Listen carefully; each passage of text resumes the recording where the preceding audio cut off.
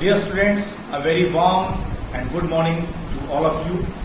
As you know that we are going through the English supplementary book, that is An Alien Hand.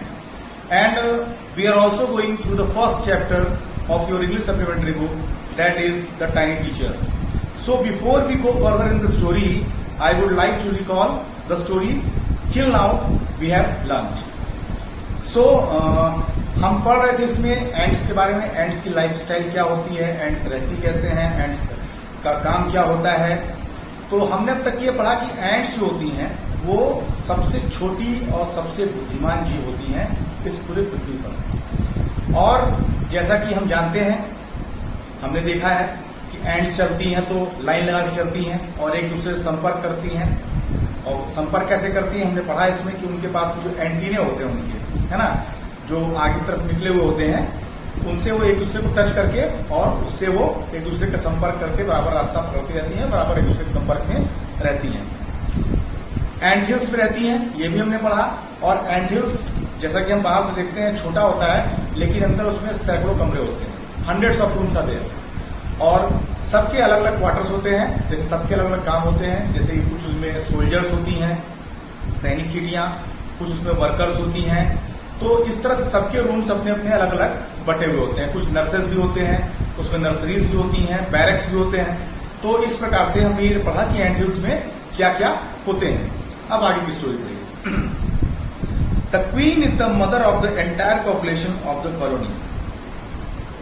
Story में बता रहा है कि उन सारी चींटियों में एक रानी चींटी होती है, जो कि जो एंटायर मतलब पूरी की पूरी जो पॉपुलेशन होती है एंट्स की उस एंटहिल्स में, उनकी माँ होती है।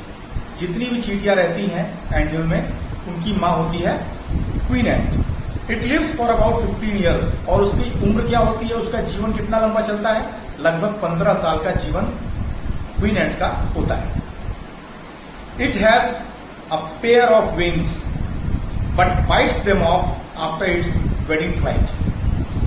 आपने देखा होगा बरसात के मौसम में चींटियां के पंख निकल आते हैं।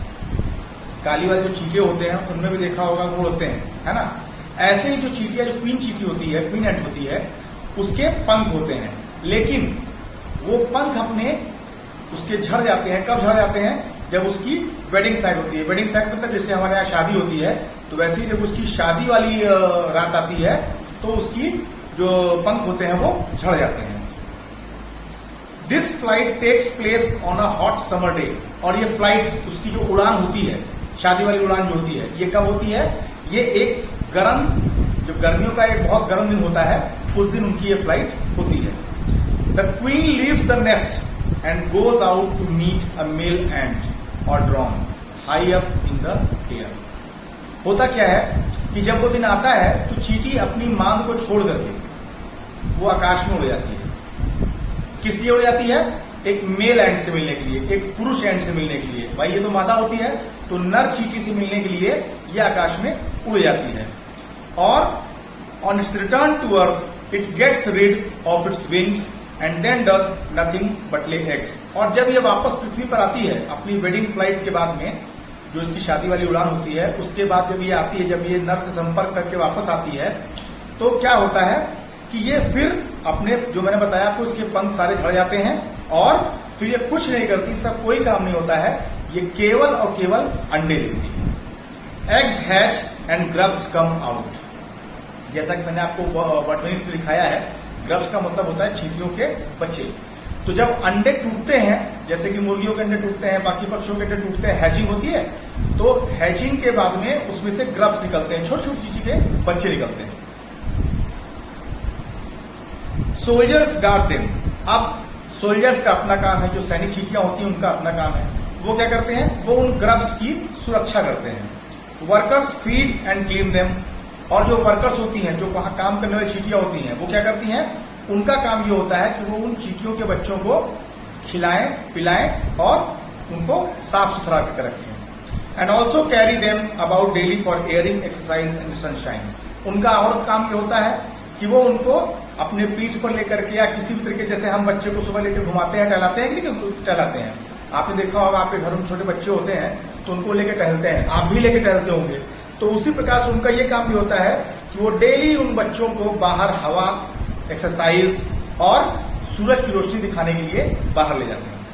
2 or 3 weeks later, grubs become cocoons and lie without food or activity for 3 weeks more. अब पैदा होने के 2 से 3 हफ्ते के बाद में जो ग्रब्स होते हैं वो कोकून्स बन जाते हैं। एक तरीके से उनके ऊपर में आवरण सा बन जाता है। जैसे कि आपने पढ़ा भी होगा या सुना होगा कि रेशम के कीड़े का जो कोकून बनता है, तो वो कीड़ा अंदर होता है, उसके ऊपर एक लेवलिंग टाइप की हो जाती है, लेवलिंग टाइप की। तो वैसे ही वो हो जाते हैं और फिर लगभग 3 हफ्ते या 3 हफ्ते से कुछ ज्यादा समय के लिए बिना कुछ खाए पिए या बिना कुछ किए ऐसे ही वो पड़े रहते हैं। भाई जब पूरा का पूरा शरीर उनका कवर हो गया तो वो खाएंगे कैसे, चलेंगे कैसे? तो वो बिल्कुल एक जगह पे ऐसे ही पड़े रहते हैं। Then the cocoons break and perfect ants appear. उसके बाद में लगभग 3 या 3 से ज्यादा हफ्तों के बाद में वो कोकून्स फिर से टूटते हैं। देखिए 2 प्रोसेस हुआ, पहले अंडे से फूट के वो ग्रब्स निकले, फिर 2 से 3 हफ्तों के बाद में वो कोकून्स में कन्वर्ट हो गए। अब वो कोकून्स जब हैच करते हैं तब जो है परफेक्ट एंड, जो एंड होती चींटी होती है, वैसे एकदम वो निकलते हैं। Now it's time for teaching and training. अब उनका समय आता है, जैसे आपका होता है कि आप थोड़ा बड़े हो गए तो आपको स्कूल भेजा जाता है, वैसे अब उनका समय आ जाता है कि अब उनको कुछ सिखाया जाए, कुछ शिक्षा दी जाए। New ants learn their duties from old ants as workers, soldiers, builders, cleaners etcetera.